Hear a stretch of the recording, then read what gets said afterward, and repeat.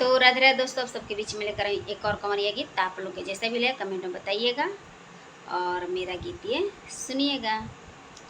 ए राजनी के लागेला तू जब बन्हेला पगरिया, ए राजनी के लागेला तू जब बन्हेला पगरिया, बान्हेला पगरिया जब चलेला डगरिया, बान्हेला पगरिया जब चलेला डगरिया, ए राजनी के लागेला तू जब बान्हेला पगरिया, ए राजनी के लागेला तू जब बान्हेला पगरिया।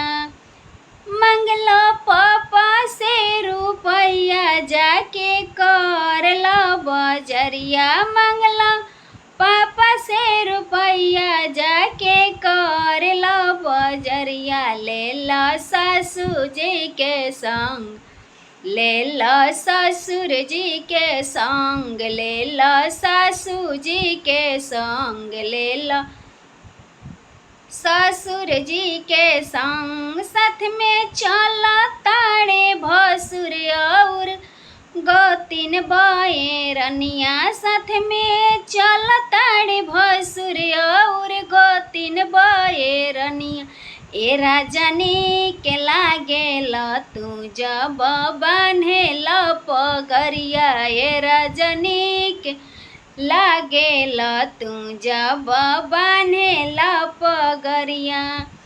बान्ह कस के पगरिया लेला कांधे पर कमरिया, बांध कस के पगरिया लेला कांधे पर कमरिया, बोलत चल बोल बम बैजू नाथ के नगरिया, बोलत चल बोल बम बैजू नाथ के नगरिया। सुनले बानी कष्ट होला सुइया पहाड़ के चढ़ैया, सुनले बानी कष्ट होला सुइया पहाड़ के चढ़ैया, ए राजनीक लागेला तू जब बान्हेला पगरिया, ए राजनीक लागेला तू जब बान्हेला पगरिया, ए राजनीक